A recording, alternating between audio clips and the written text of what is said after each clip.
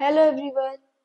क्या आपको भी सुनने का प्रॉब्लम है और ये कंफ्यूजन है कि हम किसको कंसल्ट करें, जैसे कि किसी ईएनटी को या किसी जनरल फिजिशियन को या किसी ऑडियोलॉजिस्ट को?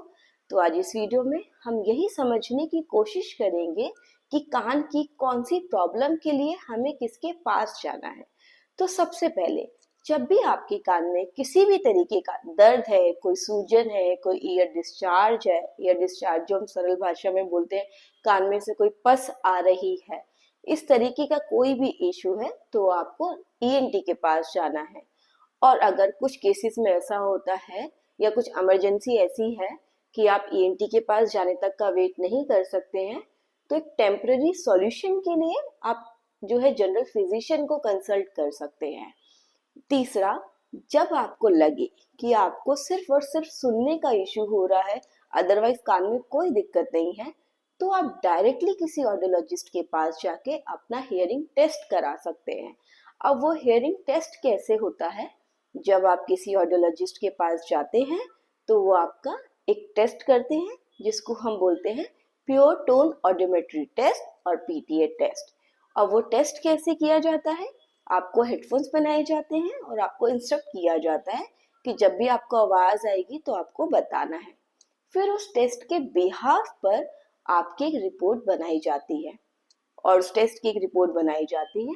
तो उस रिपोर्ट से हमें पता चलता है कि हमें जो सुनने का प्रॉब्लम है वो किस वजह से है। क्योंकि जो सुनने का प्रॉब्लम है वो 3 कारण की वजह से हो सकता है। Number 1 is conductive hearing loss. अब कंडक्टिव हियरिंग लॉस क्या होता है?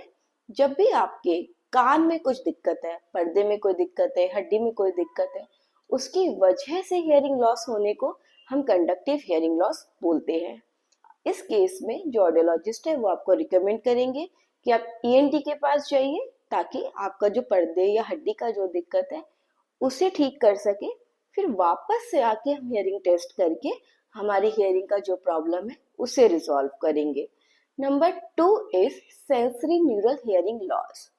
सेंसरी न्यूरल हियरिंग लॉस तब बोलते हैं, बहुत सरल भाषा में जिसे हम बोलते हैं नसों की कमजोरी हो जाना। तीसरा जो है वो है मिक्स्ड हियरिंग लॉस।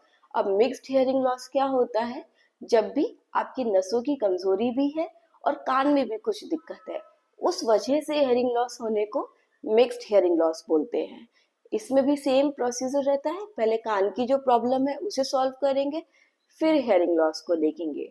तो अब हम समझेंगे कि सेंसरी न्यूरल न्यूरल जब हियरिंग लॉस है तो उसका जो सॉल्यूशन है वो क्या है।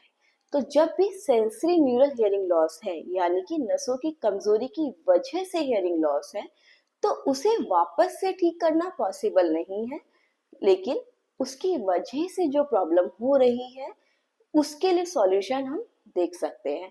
और दूसरा, वो जो प्रॉब्लम हमें स्टार्ट हो गया है वो और ज्यादा या रैपिडली ना बढ़े, उसके लिए हम सॉल्यूशन देख सकते हैं। तो उसके लिए जो सॉल्यूशन है वो है हियरिंग एड्स।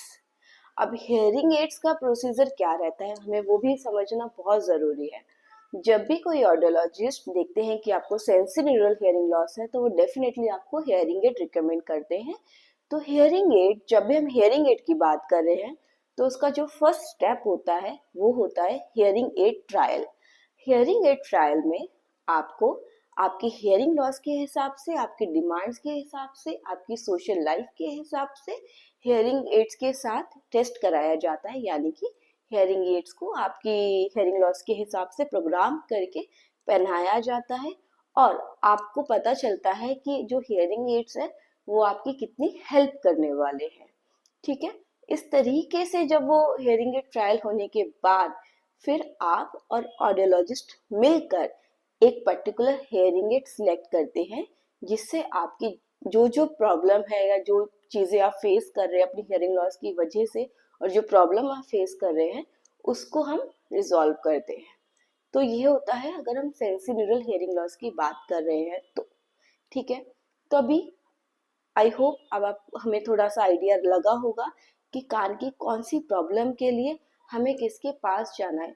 क्योंकि ज़रूरी नहीं है कि अगर आपको सिर्फ सुनने का प्रॉब्लम है तो आप किसी ईएनटी के पास जाएं। आप डायरेक्टली अपना हियरिंग टेस्ट करा के पता कर सकते हैं कि जो सुनने का प्रॉब्लम है वो किस वजह से हो रहा है। Thank you.